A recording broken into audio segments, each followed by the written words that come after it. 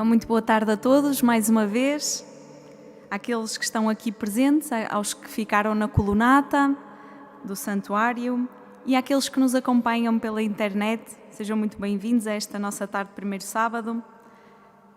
Gostava também de fazer uma saudação especial aos 3 grupos que estão inscritos este fim de semana aqui no santuário: o grupo do Centro Pastoral Claré, da Gualva, do grupo da Paróquia de Nossa Senhora da Graça, de Tires, e da Paróquia de Miratejo, Laranjeiro. Então, alguns dos que estão aqui presentes e que nos estão a acompanhar já fazem esta devoção dos primeiros sábados há algum tempo. Podem sentar-se, se quiserem. Nós vamos começar, então, por uma meia hora de uma catequese que não faz parte daquele pedido de Nossa Senhora dos primeiros sábados, mas achamos importante. Mas antes de avançar para a catequese, eu faria só um resumo do que são estes pedidos de Nossa Senhora, do que é este pedido da devoção dos primeiros sábados, principalmente para aqueles que estão primeira vez a fazê-lo ou que querem relembrar. Então, a devoção dos primeiros sábados consiste num dos pedidos de Nossa Senhora, que em 10 de dezembro de 1925 apareceu à Irmã Lúcia, que era religiosa em Pontevedra, na Galiza, e Nossa Senhora apareceu com o menino Jesus. E, ao mostrar mais uma vez o seu coração cercado de espinhos, disse à Irmã Lúcia: "Tu, ao menos, vê-de-me consolar." E explicou como é que ela o poderia fazer. E disse Nossa Senhora que teria que, em 5 primeiros sábados seguidos, fazer 4 coisas com uma intenção. E as 4 coisas são rezar o terço, fazer 15 minutos de companhia à Nossa Senhora meditando num dos mistérios do Rosário, comungar e confessar-se. Tudo isto, todas estas 4 coisas, com a intenção de reparar o Imaculado Coração de Maria. E disse Nossa Senhora que a quem o fizesse, promete assistir-lhe na hora da morte com todas as graças necessárias à salvação. Então, aqui no santuário temos esta oportunidade de fazer esta devoção em todos os primeiros sábados. Rezamos o terço na capelinha e então agora teremos este momento da catequese, onde aprofundamos a mensagem de Fátima, e depois a meditação que nós vamos fazer em contexto de adoração eucarística. Adicionamos este elemento. Eu gostaria de lembrar, para aqueles que não têm mesmo a possibilidade de comungar fisicamente, por motivo de doença ou porque estão confinados, poderão fazê-lo espiritualmente. O Papa Francisco aconselha até a oração de Santo Afonso Maria de Ligório. Para os que também não têm mesmo possibilidade de confessar-se, o Papa Francisco também fala da confissão sem o sacerdote, não é? Mas com esta ideia então de, à primeira oportunidade, ir-me confessar. Então, se não temos um sacerdote, podemos, diz o Papa, falar com Deus, dizermos a verdade, dizemos: Senhor, eu fiz isto ou aquilo, perdoa-me, e pedimos então perdão de todo o coração. E depois, na primeira oportunidade, vamos nos confessar. Isto para quem não se pode mesmo confessar. Agora já sabemos que já existe essa possibilidade, mas algumas pessoas ainda estão em confinamento. Então avançamos para a nossa catequese. E eu sinto-me com uma grande vantagem nesta catequese de hoje, porque vai ser uma catequese muito bonita. E eu vou dizer porquê, porque é sobre a beleza de Fátima. Portanto, já é bonita pelo tema. Então, eu vou falar 3 pontinhos acerca da beleza de Fátima. Podíamos falar muito, aliás, se calhar de cada tema podíamos ficar muito mais que meia hora, mas vamos nos cingir a 3 pontinhos. E o primeiro ponto é sobre esta beleza de Nossa Senhora. Numa das catequeses anteriores, que tivemos há uns meses atrás, nós falávamos da imagem de Nossa Senhora, porque em 2020 é o centenário da imagem, então falamos da imagem de Nossa Senhora, e é interessante notar que o que mais caracteriza a imagem era a brancura das vestes, a posição das mãos em oração, o rosto ligeiramente inclinado, a expressão delicada, os debruados na cor do ouro nas vestes, a nuvem nos pés, a coroa de rainha, a estrela no fundo da veste, o terço nas mãos, uma configuração em sintonia com esta mensagem de paz, de beleza e de luz que Nossa Senhora trouxe em 1917. Mas, no fundo, todos estes elementos servem para transmitir, ainda que de forma muito frágil, a grande beleza da Senhora que aqui apareceu aos 3 pastorinhos. E toda a mensagem está carregada de beleza do divino por oposição à fealdade do mal. Há muito esta oposição na mensagem de Fátima. Já o anjo, nas aparições de 1916, era descrito pelos três como uma figura muito bela. A Lúcia conta que quando falávamos, diz a Lúcia, quando falávamos no anjo, não sei o que sentíamos. A Jacinta dizia, não sei o que sinto, já não posso falar, nem cantar, nem brincar, e não tenho força para nada. E o Francisco dizia, eu também não. Mas que importa? O anjo é mais bonito que tudo isso. Pensemos nele, dizia o Francisco. O anjo é mais bonito que tudo o que pudessem estar a sentir de pesado, de mais negativo. E sobre a beleza de Nossa Senhora são imensas as referências. A expressão da Jacinta, logo naquele 13 de maio, denota isso mesmo. Conta-nos a Lúcia, quando nessa mesma tarde, absorvidos pela surpresa, permanecíamos pensativos, a Jacinta, de vez em quando, exclamava com entusiasmo, ai, que senhora tão bonita! A Jacinta estava impressionada com a beleza de Nossa Senhora. Ou ainda, quando num dos interrogatórios, colocaram a Jacinta diante de algumas senhoras, muito bonitas.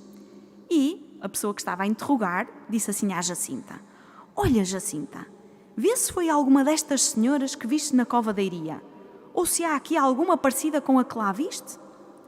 E a Jacinta levanta os olhositos, percorre-as todas com o olhar, com a vista, dos pés à cabeça. Vão ver a Jacinta a analisar as senhoras dos pés à cabeça. E diz, não foi nenhuma destas. A outra é muito mais bonita. E a pessoa que estava a interrogar continua a insistir. Havia lá uma vestida de branco. E então ele apontou para essa senhora e disse, então não foi esta senhora, vestida de branco, tão bonita, que tu lá viste em cima? E diz a Jacinta, esta senhora é muito bonita, mas a que eu lá vi é muito mais bonita.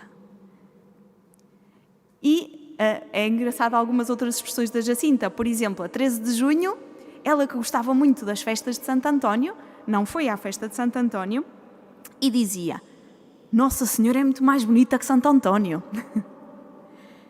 E o Francisco, também num dos interrogatórios, dizia sobre a senhora que tinha visto na Cova da Iria, é mais bonita que qualquer pessoa que eu visse. Então, a Virgem Maria, na Cova da Iria, aparece em todo o seu esplendor, mais brilhante que o sol, muito bonita, de uma beleza que não se trata de algo meramente físico. Os pastorinhos viam de facto a beleza física, mas depois descrevem também o que a sua presença induz. Diziam, induz alegria, uma certa expansividade do coração, como se elevasse o ânimo. Ou seja, há aqui uma beleza, diríamos que psicológica também. E depois também uma beleza espiritual, sobretudo representada no coração imaculado, sem mancha, mais bonito que todos. Nós sabemos que hoje em dia, na nossa sociedade, há uma preocupação exagerada pela aparência física. Há uma cultura do corpo pelo corpo, muita pressão social e grupal para sermos esteticamente perfeitos. E depois também há muita exposição do corpo, muita erotização em geral, enfim, todos conhecemos todos vemos na nossa sociedade este tipo de coisas. Eu penso que podemos dizer que, de alguma maneira, deixamos-nos hipnotizar pela beleza física e ignoramos esta beleza no seu todo. Uma das histórias de contos de fadas, dessas mais conhecidas, talvez muitos conhecerão, a história da Branca de Neve e dos Sete Anões, conta a história de uma rainha que era muito bela fisicamente, mas estava completamente absorvida pela preocupação de ser a mais bela de todos. Por isso ela perguntava no espelho mágico, espelho meu, há alguém mais bela do que eu? E na história nós sabemos que a mais bela não era a rainha, mas era a Branca de Neve, aquela princesa. E porquê? É engraçado como as histórias às vezes dos contos de fada nos ajudam a entender algumas coisas.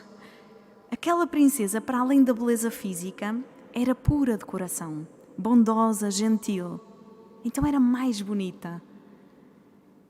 E, de facto, algo que vamos aprendendo na vida espiritual, algo que aprendemos também em Fátima, é que a beleza física é muito pobre sem a beleza espiritual. Mas podemos talvez imaginar que se a beleza física atrai, o quanto não atrai também a beleza que engloba então toda a pessoa, esta tal verdadeira beleza que os gregos associavam ao bom e ao verdadeiro. A beleza de Nossa Senhora atrai os pastorinhos, faz sentir uma alegria pura, move o coração. E por isso é uma beleza muito maior, não é só física. O autor Dante Alighieri, na sua Divina Comédia, contempla Maria no paraíso e menciona a beleza da Mãe de Jesus.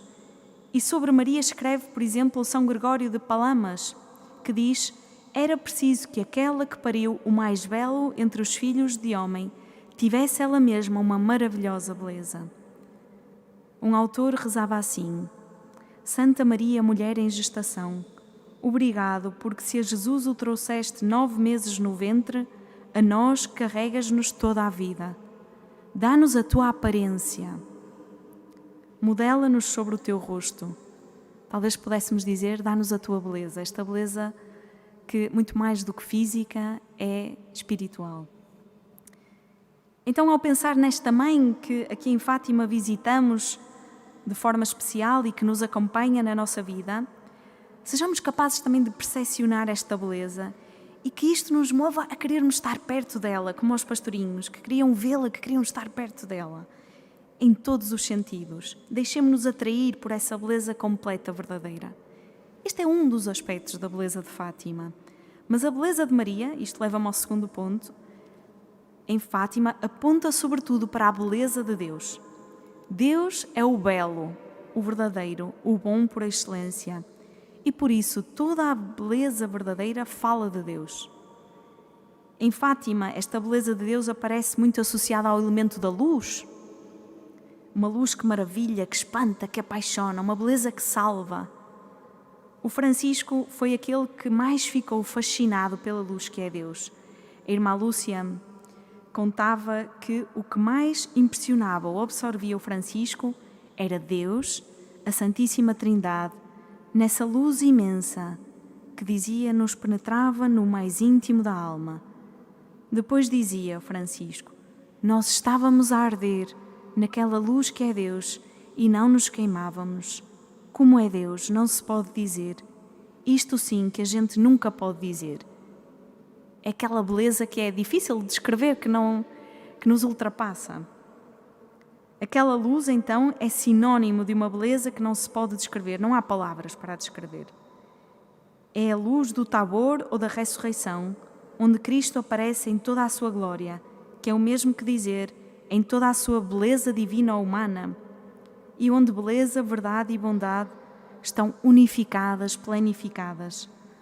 De facto, Jesus é o mais belo dos filhos do homem, diz-nos a Sagrada Escritura, o filho predileto onde o Pai se revela totalmente em toda a sua beleza. É bonito ver que a Lúcia dizia, não é? Que o Francisco estava absorvido por aquela luz, estava encantado. E dizia São Basílio, um dos padres da Igreja: por natureza, todos os homens desejam o belo. Podemos dizer que o homem é assim na sua essência, criado com sede do belo. Trata-se de uma sede de si mesmo, posto que, como imagem de Deus, da raça de Deus, como diz os Atos dos Apóstolos, que somos da raça de Deus, o homem está aparentado com Deus. E nessa semelhança, o homem manifesta a beleza divina. É talvez esta semelhança com Deus, este adquirir a sua beleza, com tudo o que isto implica, que salva o homem. Dostoiévski, no seu romance intitulado O Idiota, coloca um dos personagens, que é um príncipe, a dizer que um dia o mundo seria salvo pela beleza. E coloca depois um outro personagem, um ateu, a perguntar ao príncipe: qual beleza salvará o mundo? E nesse momento da história, no livro, estão diante eles estão diante de um jovem de 18 anos que está a morrer. E o príncipe permanece em silêncio, junto àquele jovem, e com a sua compaixão, sem dizer qualquer palavra, no fundo responde àquela pergunta. No fundo diz que a beleza que salva o mundo é o amor que condivide a dor, que se compadece da dor do outro. E esse é de facto o gesto mais belo.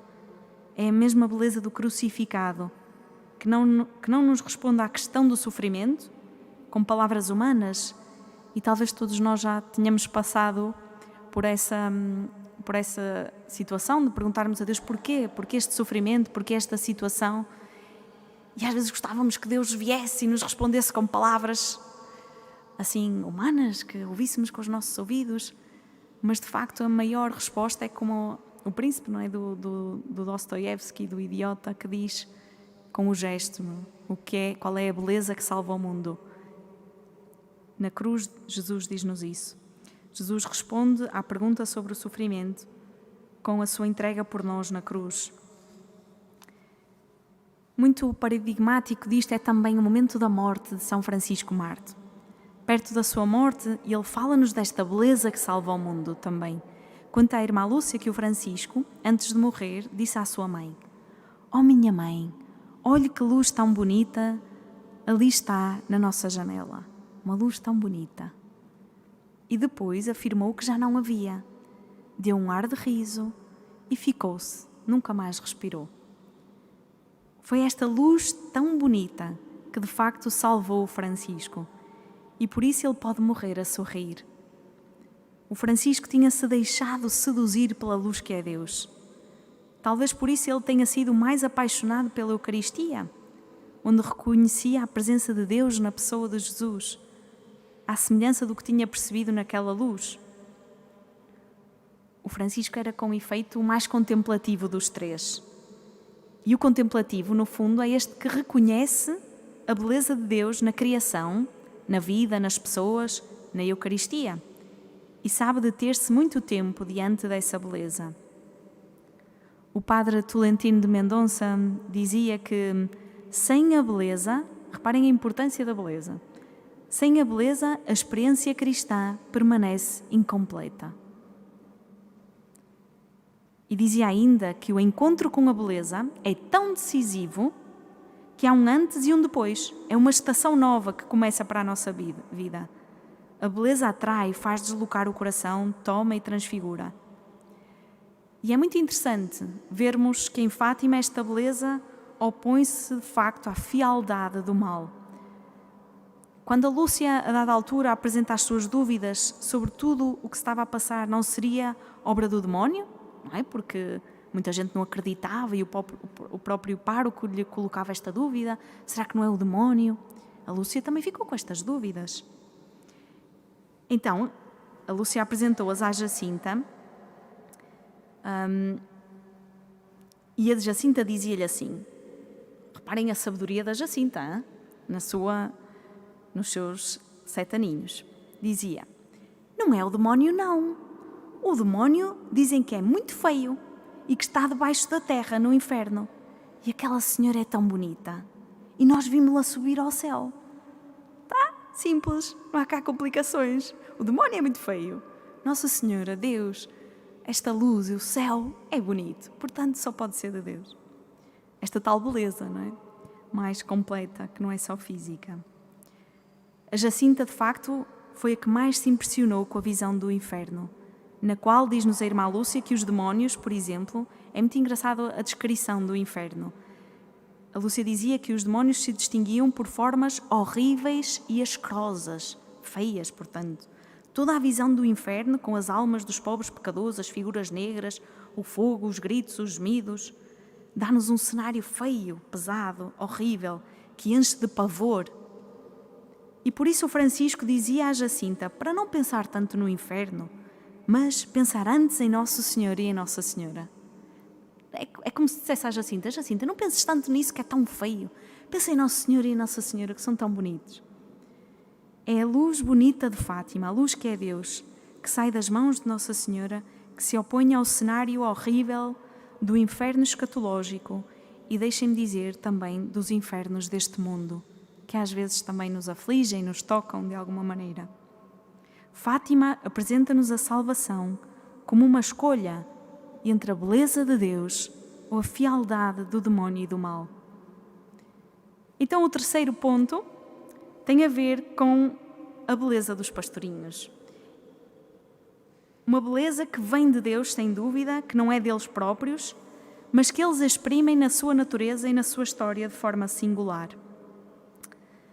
Santo Agostinho conjuga a beleza e o amor assim, diz ele: Deus nos amou primeiro e nos deu a capacidade de amá-lo.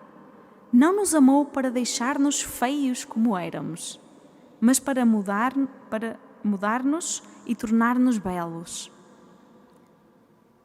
O santo pergunta-se: e em que modo seremos belos? E responde: amando a Ele, que é sempre belo. Quanto mais cresce em ti o amor, tanto mais cresce a beleza. A caridade é justamente a beleza da alma. A irmã Lúcia descreve como na sua educação, dada de forma exímia pela sua mãe, como já havia muito esta noção de beleza, como algo não meramente estético. A Lúcia conta como a sua mãe apreciava, por exemplo, os livros sobre a vida dos santos e dizia assim: estes livros trazem coisas tão bonitas e as vidas dos santos, que beleza, dizia a mãe da Lúcia. E a Lúcia ficava também com esta ideia. Na verdade, os santos são os que se deixam transfigurar, embelezar pela beleza de Deus. Os santos são aqueles que, mesmo que sejam fisicamente muito feios, porque é verdade que há santos que também eram fisicamente feios, muito enrugados, muito deformados pela doença, mas ainda que tenham tudo isso, atenção que às vezes as rugas até são bonitas, tá? Mas os santos que fisicamente podiam ser feios, no fundo, nós olhamos para eles e dizemos que são pessoas muito belas. No fundo, ser santo é ser o mais belo que se pode ser. Penso que isto é algo muito atraente também para dizermos aos jovens. Não é? Se queres ser o mais bonito que podes ser santo. Depois temos que os fazer acreditar nisso. Não é? Temos uma irmã, eu sou religiosa e há uma irmã na minha comunidade que tem uma grande devoção a São Francisco de Assis. E recordo-me que um dia fomos a uma igreja e encontramos lá uma imagem em tamanho real de São Francisco. Era uma imagem de um homem baixinho, muito magro, com um hábito castanho pesado, com aparência de velho e de gasto. A cor da face era um pouco mais escura do que o normal das imagens. Mostrava assim um bocado os dentes e olhava para o céu com os braços erguidos. Era uma imagem de um homem esteticamente, fisicamente, um bocadinho feio. Mas todas nós olhávamos para essa imagem assim um bocadinho intrigadas. E essa irmã disse assim: que incrível! Nunca vi uma imagem tão bonita de São Francisco. E de facto, embora o homem ali representado parecesse muito feio, a imagem parecia captar este espírito contemplativo e pobre de Francisco de Assis. E por isso era muito bela, de facto. Com efeito, esta beleza dos santos está totalmente projetada para Deus, ao serviço do reino. Ao contrário, por exemplo, da beleza do jovem Narciso, do mito, que, como conta o mito, apesar de ter tantos a apaixonarem-se por ele, a todos rejeitava e apaixonou-se apenas pelo seu próprio reflexo na água. Narciso, apaixonado apenas por si, morre em desgraça por não poder ter o objeto do seu desejo, que era a si mesmo. Hoje em dia, Narciso podia representar muito desta tendência individualista, egocêntrica e orgulhosa da nossa sociedade, que se deixa fascinar por belezas estéreis, passageiras, que estão ao serviço do prazer, do bem-estar ou do poder. Mas o que vemos em Fátima é que o que vale a pena perseguir é então esta beleza que, tal como a de Jesus, consiste em deixar-se ferir, morrer por amor. O amor, a entrega generosa aos outros, a perfeição da caridade, ou seja, a santidade, é o que mais embeleza. E embeleza para a eternidade, não passa com o tempo, é uma beleza que não passa com o tempo. Trata-se da tal beleza que salva, como dizia Dostoiévski, a beleza da semelhança com Jesus. Dizia um autor que quando a graça nos vê aspirar de todo o coração à beleza, proporciona-nos a graça da semelhança. Ou seja, quando aspiramos a esta beleza, a graça permite-nos a semelhança com Jesus, com a beleza, com o mais belo dos filhos dos homens. Em Fátima, estes santos Francisco e Jacinta representam esta possibilidade de sermos santos, a partir da vivência desta mensagem que Nossa Senhora aqui deixou em Fátima. Nos seus 6 a 10 anos, que eram as suas idades, do Francisco e da Jacinta, desde o início até à morte, as idades nas quais decorreu o auge da sua história de santidade, os pastorinhos chegam até nós como 2 crianças que viveram envolvidos na luz bela de Deus. As crianças têm sempre uma beleza muito própria, uma graça por si mesmas. A Jacinta, por exemplo, era descrita como uma menina vivaz, catita, que cativava a todos com o seu ar angelical.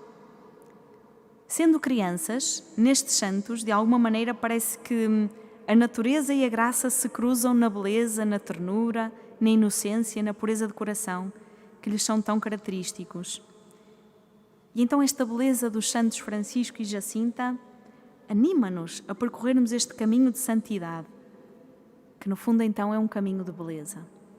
E a percorrermos com mais energia, com mais empenho, vale a pena lutar por esta beleza completa em nós. Então, neste lugar, neste santuário, vimos aqui se calhar em peregrinação, ouvimos aqui várias vezes, ou vivemos aqui, que sejamos capazes de, ao olhar para Nossa Senhora, para os pastorinhos, para a mensagem de Fátima, de captar esta beleza, de nos deixarmos atrair por esta beleza, de nos deixarmos salvar por esta beleza e transformar para sermos à semelhança de Jesus também belos como Ele.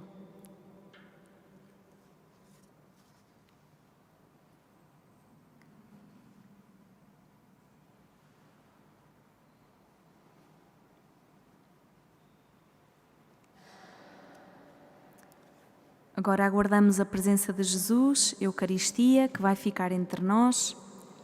Permaneçamos em oração, nos diferentes lugares onde possamos estar neste momento, quer aqui nesta Basílica, ou na Colunata, ou nas nossas casas.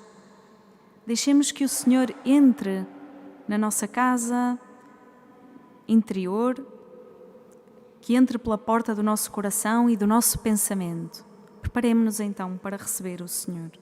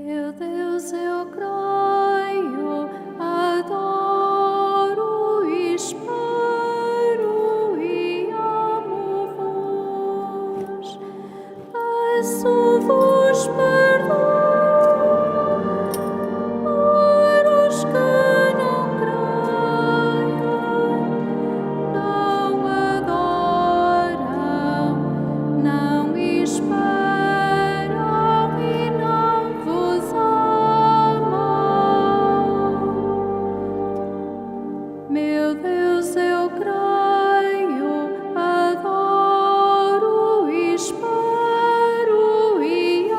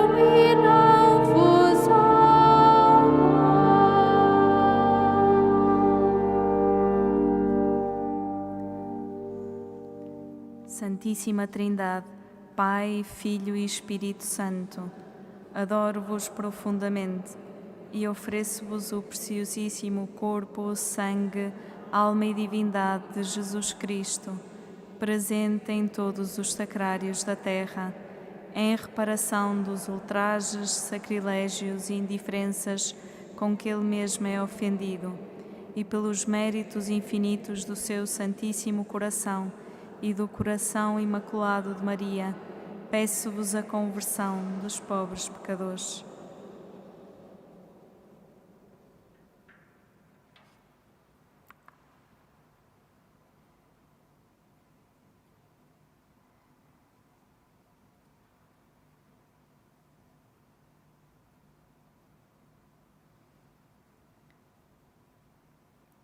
Vamos estar durante este tempo em adoração, procurando reparar o coração imaculado de Maria.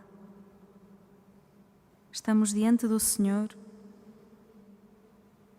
e com Ele vamos meditar no mistério do Pentecostes. Do livro dos Atos dos Apóstolos. Quando chegou o dia do Pentecostes, encontravam-se todos reunidos no mesmo lugar. De repente ressoou, vindo do céu, um som comparável ao de forte rajada de vento, que encheu toda a casa onde eles se encontravam. Viram então aparecer umas línguas à maneira de fogo, que se iam dividindo, e pousou uma sobre cada um deles. Todos ficaram cheios do Espírito Santo e começaram a falar outras línguas, conforme o Espírito lhes inspirava que se exprimissem. Ora, residiam em Jerusalém judeus piedosos, provenientes de todas as nações que há debaixo do céu. Ao ouvir aquele ruído, a multidão reuniu-se e ficou estupefacta, pois cada um os ouvia falar na sua própria língua. Atônitos e maravilhados diziam: mas esses que estão a falar não são todos galileus? De pé, com os 11, Pedro ergueu a voz e dirigiu-lhes então estas palavras: Homens da Judeia, e todos vós que residis em Jerusalém, ficai sabendo isto e prestai atenção às minhas palavras. Tudo isto é a realização do que disse o profeta Joel. Nos últimos dias, diz o Senhor, derramarei o meu Espírito sobre toda a criatura. Os vossos filhos e as vossas filhas hão de profetizar, os vossos jovens terão visões e os vossos velhos terão sonhos.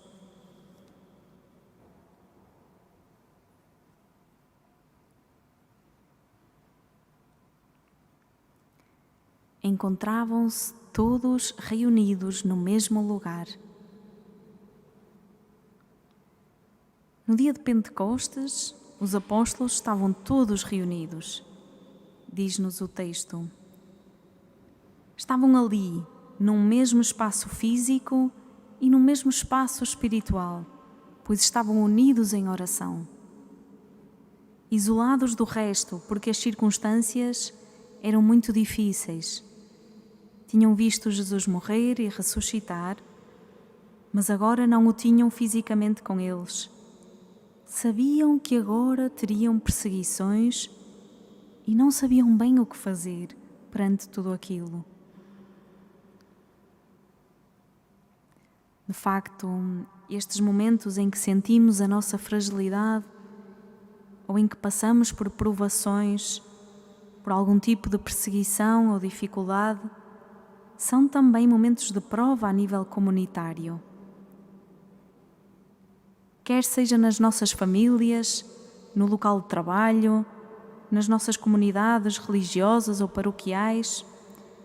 Enfim, os momentos mais duros são momentos-chave em que temos uma de duas opções.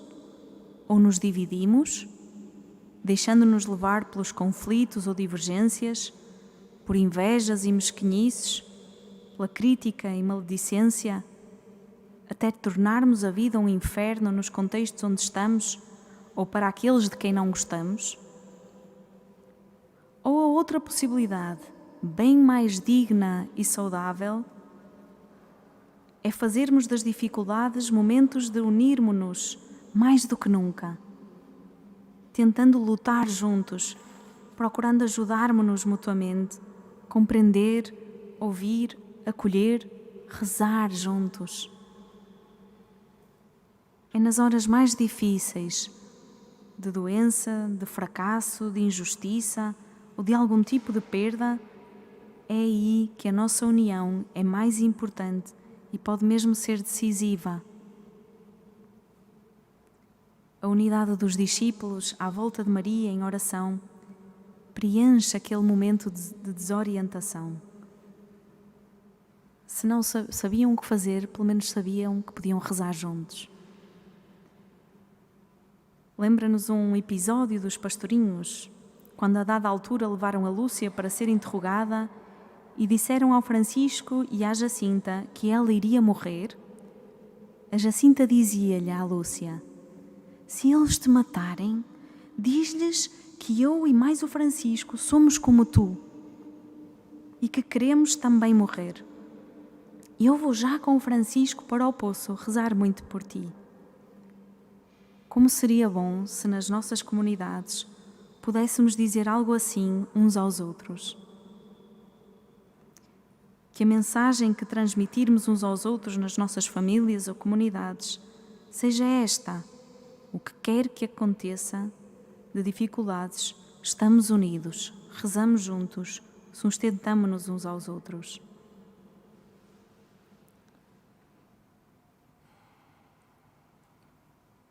Então, no silêncio do nosso coração, diante de Jesus,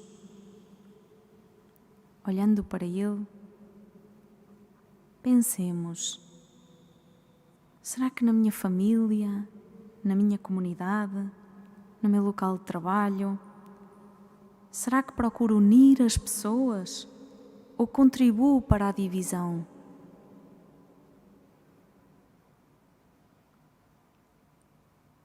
Será que fomento a crítica, os boatos, o dizer mal do outro, as invejas ou competições? Ou promovo a união, falo do melhor de cada um, defendo os outros? Pensemos com Jesus.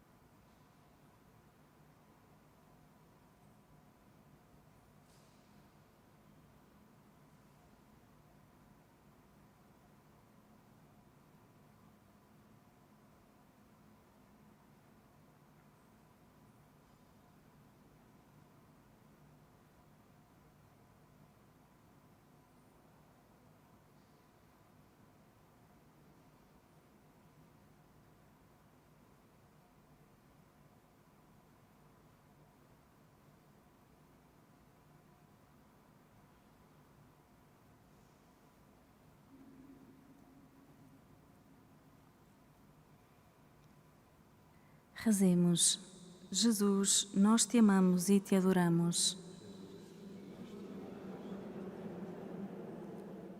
Jesus, ensina-nos a procurar-te de todo o coração.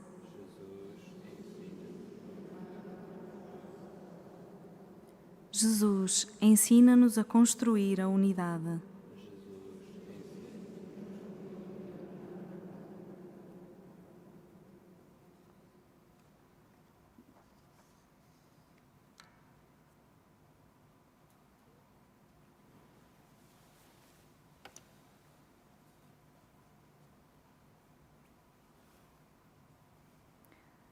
O texto de Atos dos Apóstolos fala de umas línguas à maneira de fogo que se iam dividindo e pôs uma sobre cada um deles. Então o Espírito Santo desce à maneira de línguas de fogo sobre cada um, pois se por um lado Deus quis salvar e santificar um povo, precisamente constituindo-o como povo, por outro lado, o chamamento à santidade é dirigido a cada um. Ninguém pode fazer o meu percurso de santidade por mim. Ninguém poderá dar a Deus e à humanidade aquilo que eu posso dar, aquilo que cada um pode dar e ser. O Papa Francisco, na sua última exortação apostólica sobre o chamamento à santidade no mundo atual, diz-nos que o Senhor predispôs para cada um caminho único e específico. E ainda que o importante é que cada crente discirne o seu próprio caminho e traga à luz o melhor de si mesmo, quanto Deus colocou nele de muito pessoal. O Santo Padre exorta depois: não desanimes, porque tens a força do Espírito Santo para tornar possível a santidade. E no fundo, este é o fruto do Espírito Santo na tua vida.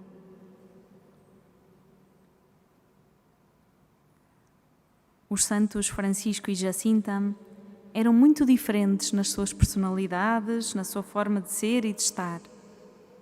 O Francisco era um menino mais silencioso e solitário, que desfrutava da natureza, do seu pífaro, e nas brincadeiras não se preocupava muito em ganhar ou perder. A Lúcia chamava-o um não-te-rales. A Jacinta, pelo contrário, era aquela que tinha que sempre ganhar nas brincadeiras. Gostava de ser o centro das atenções e tinha uma afeiçãozinha pelo baile. Ora, a partir da experiência de Deus que eles têm na cova da Iria, o Espírito Santo atua em cada um respeitando a sua natureza. O Francisco torna-se um grande contemplativo e a Jacinta, compadecida, é aquela que intercede por todos. É neste mesmo espírito que santifica o Francisco e a Jacinta, é este mesmo espírito que nos habita e inspira de forma única e particular.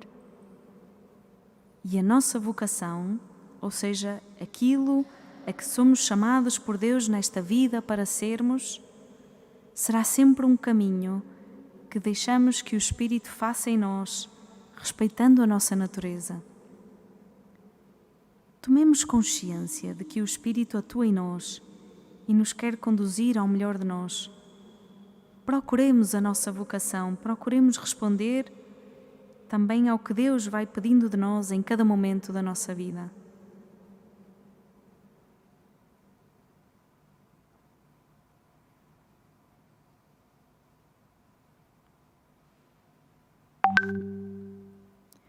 Pensemos, o que será que Deus pede de mim neste momento da minha vida? Por onde me está a guiar o Espírito Santo?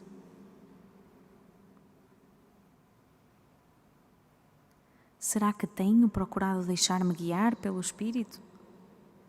Ou ando em busca apenas dos meus próprios interesses?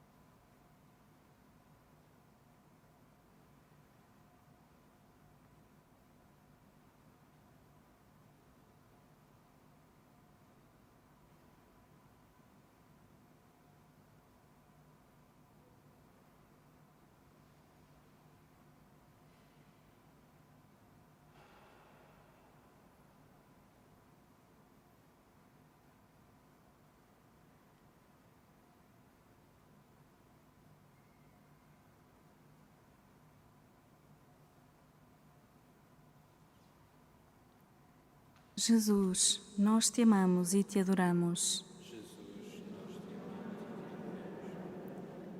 Jesus, envia sobre nós o teu Espírito. Jesus, ajuda-nos a viver a nossa vocação.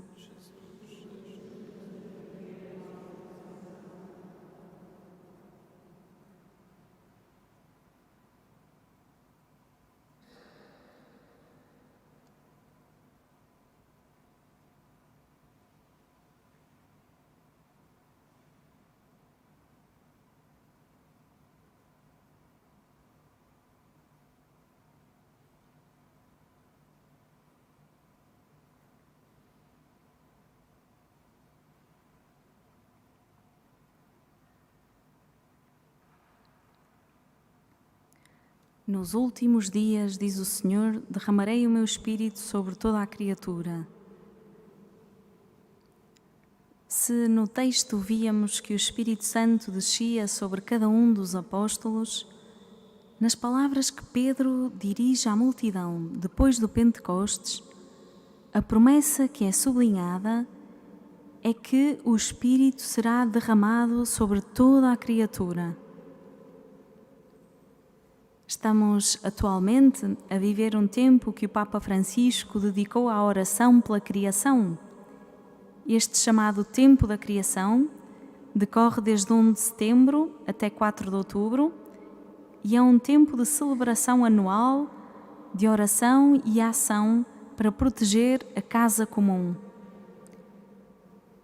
Um tempo no qual participam cristãos de todas as confissões. O tema da edição deste ano, marcada pela emergência do coronavírus, é o Jubileu da Terra, Novos Ritmos, Nova Esperança. Este é um tempo em que também há um forte apelo, diz o Papa, à fraternidade humana global e a iniciativas de oração, conversão comunitária e pessoal e de compromisso com o cuidado da criação. Esta preocupação global pela ecologia, pela criação, que tem vindo a gerar iniciativas tão diversas, pela defesa da nossa casa comum, lembra-nos isto mesmo, que o Espírito de Deus, como dizia o texto, será derramado sobre toda a criatura. Toda a criação nos fala de Deus. E a nós compete-nos preservar, cuidar, restaurar essa casa, por amor a Deus e a todos os nossos irmãos e irmãs de agora e do futuro que habitam ou habitarão esta casa conosco. É muito bonito ver a relação que os pastorinhos tinham com a natureza. A irmã Lúcia contava que quando iam pastorear as ovelhas, às vezes davam-lhes as suas merendas e elas lá ficavam entretidas, enquanto eles podiam estar mais livres. E dizia a Lúcia, quando chegávamos à pastagem, podíamos brincar descansados, que elas não se afastavam de nós, as ovelhas. A Jacinta gostava muito de ouvir o eco da voz no fundo dos vales. Por isso, um dos nossos entretenimentos era no cimo dos montes, sentados no Penedo Maior, pronunciar nomes em alta voz. O nome que melhor ecoava era o de Maria. Então, para eles, a contemplação da natureza levava-os a Deus, estimulava a sua vida interior, a sua vida espiritual, tal como acontecia com São Francisco de Assis. Então, neste tempo, deixemo-nos também encantar pela contemplação da natureza. Cuidemos desta terra, desta casa, com este mesmo encanto dos santos, procurando ver o Espírito de Deus na criação e procurando agradecer tudo o que Deus nos dá de tão bom e de tão belo em tudo o que Ele criou.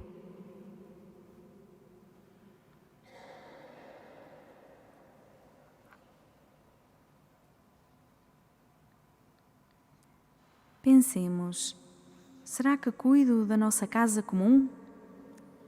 E como? Que iniciativas procuro ter? Será que procuro perceber a presença e a bondade de Deus na criação? Sei contemplar Deus também a partir da natureza e das criaturas? Ou ainda, como tenho agradecido a Deus tudo o que Ele me dá?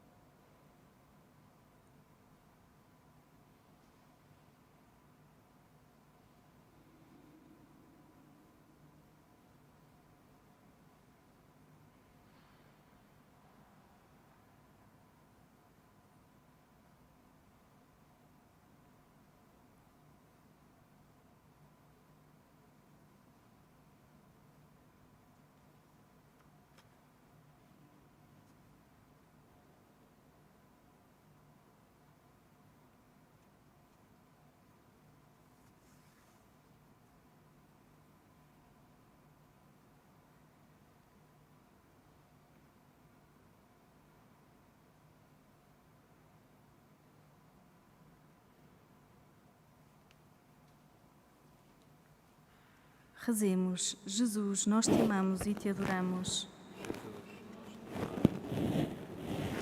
Jesus, envia sobre nós o teu Espírito. Jesus, ajuda-nos a cuidar da criação e de todas as criaturas.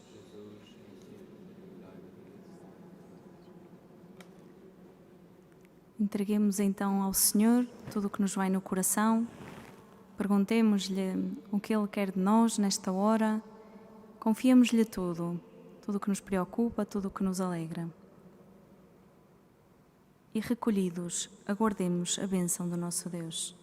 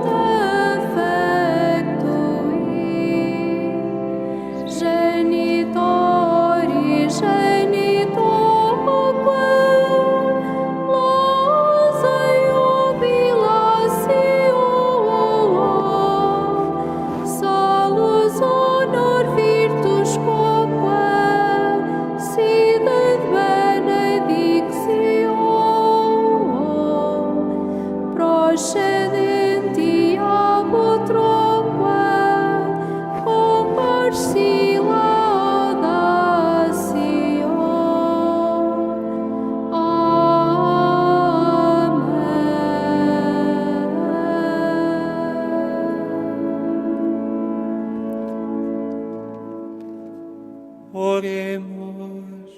Senhor Jesus Cristo, que neste admirável sacramento nos deixastes o memorial da vossa paixão, concedei-nos, vos pedimos, a graça de venerar de tal modo os mistérios do vosso corpo e sangue, que sintamos continuamente os frutos da vossa redenção. Vós que sois Deus com o Pai, na unidade do Espírito Santo.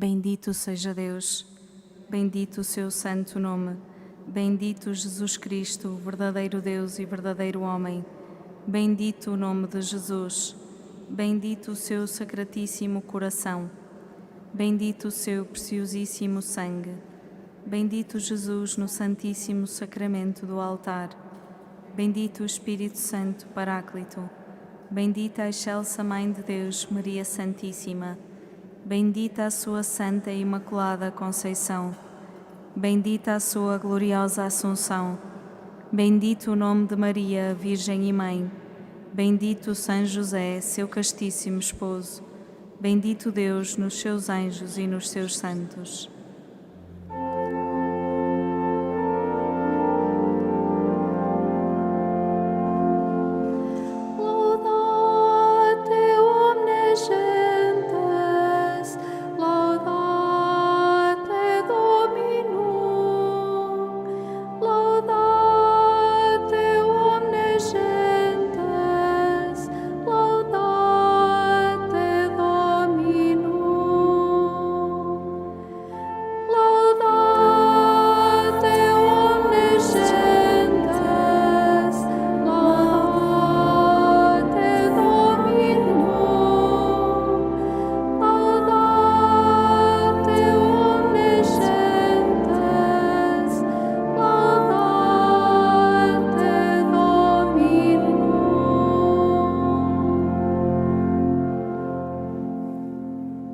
Então, um bom regresso às vossas casas e a todos, também aos que nos acompanham pela internet. Até ao próximo primeiro sábado.